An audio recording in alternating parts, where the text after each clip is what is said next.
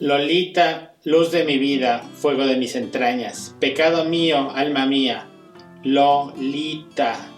La punta de la lengua emprende un viaje de 3 pasos desde el borde del paladar para apoyarse en el tercero, en el borde de los dientes.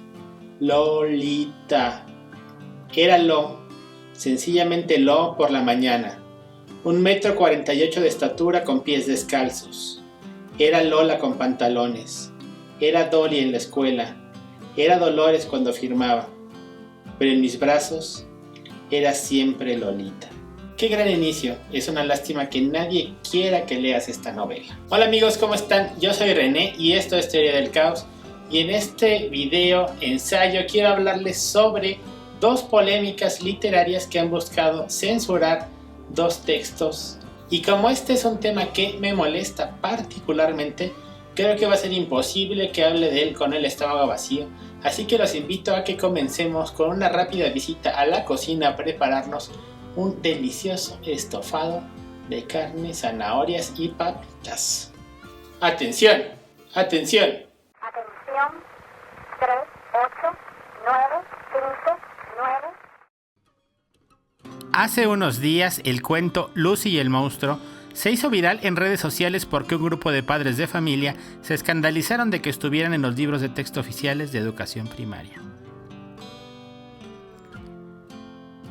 Las opiniones no tardaron en dividirse entre los que se escandalizaron sobre la trama del cuento, en que una niña y el monstruo que la espanta intercambian cartas, y entre los que opinaban que los niños se encontraban con cosas peores en su día a día.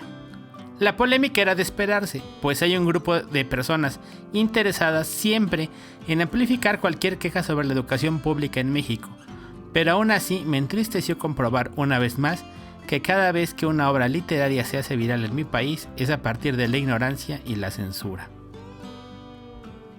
Mientras los padres escandalizados se preocupaban del mensaje que podía mandar este texto a los niños, la mayoría de los que defendían su inclusión se justificaban diciendo que recibían peores mensajes de la TV y el internet todos los días. Mi opinión en este punto es que toda la discusión deja patente el fracaso absoluto del sistema educativo en mi país. Ni uno ni otro bando entienden para qué sirve la literatura. Desde la escuela primaria, justo en ese grado en que se incluye el cuento de Bernal, se enseña a los niños que la principal función de la literatura es estética. No está ahí para formar valores, para eso tenemos la filosofía y en el peor de los casos la religión. Ni tampoco está ahí para mandar mensajes, para eso tenemos la política, la publicidad y el marketing. Uno de los principales objetivos de la enseñanza de la lengua en educación primaria es aprender a identificar los diferentes tipos de textos y su función, una tarea en que reprueban tanto los defensores como los detractores de esta polémica. Al menos en este caso se consiguió que muchas más personas, además de los niños de quinto de primaria, leyeran el cuento. Pero este caso me recordó la polémica que levantó un artículo de Laura Freixas en El País hace unos meses, que acusaba cómo debía de ser leída, o incluso más bien no leída, la novela Lolita de Vladimir Nabokov. Esa polémica se me hizo mucho peor, pues no solo participaron los opinantes profesionales de las redes sociales, de los que no me sorprende mucho que no hayan aprobado la educación primaria, sino también muchos, entre comillas, booktubers, críticos y lectores que se convencieron de que no había que leer Lolita porque mandaba el mensaje incorrecto, y todavía peor, se convencieron de esto sin siquiera leer el libro. Voy a dejar aquí abajo en la descripción del video un enlace al cuento de Ricardo Bernal y también a un enlace a una crítica que hace Raquel Castro sobre esta polémica que me parece de lo más lúcido que se ha dicho sobre el tema.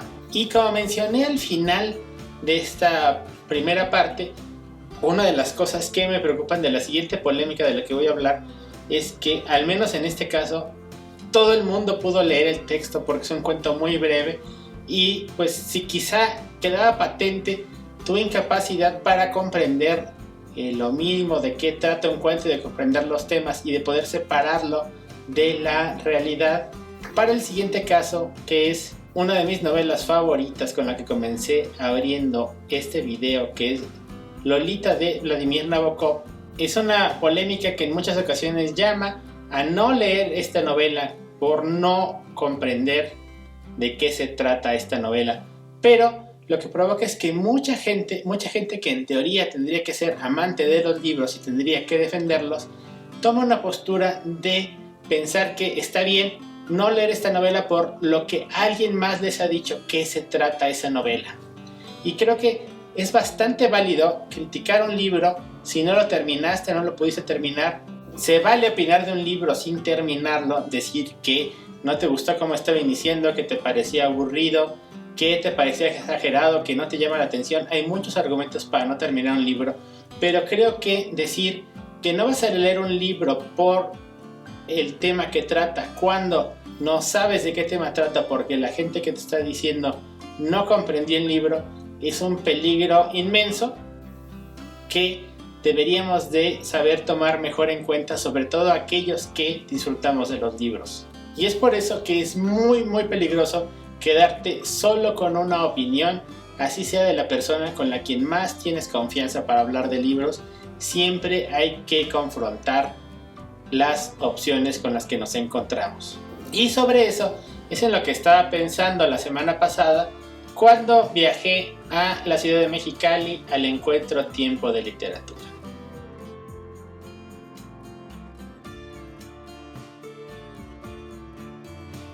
Decir que Lolita es la historia de un amorío entre un hombre mayor y una jovencita es como decir que Moby Dick es una historia de amor entre Ahab y una ballena blanca. Por si no ha quedado claro, describir Lolita como una historia de amor es un total despropósito.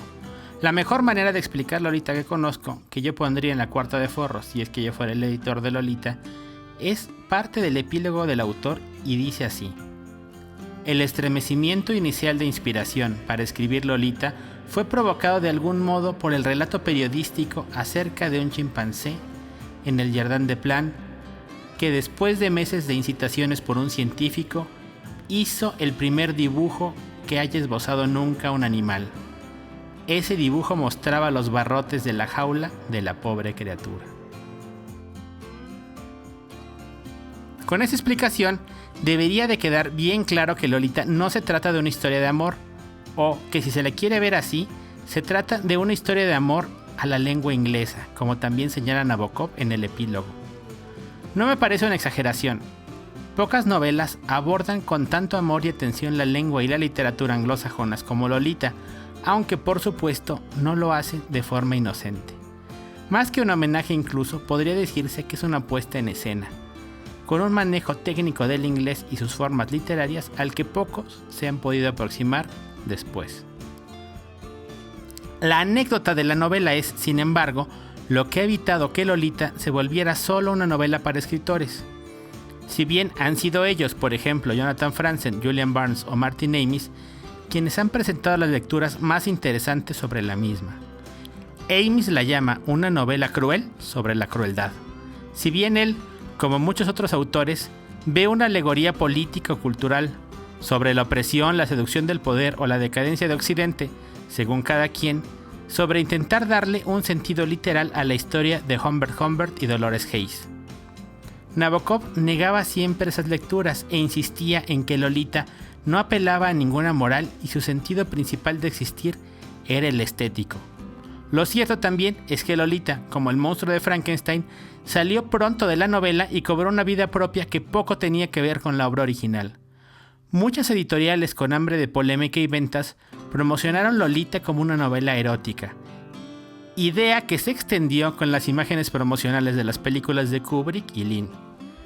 Pero es tan razonable imputar a la novela de Nabokov la existencia de lolicón como culpar a Mary Shelley de la imagen de Frankenstein como un asesino serial con tornillos que salen de su cuello.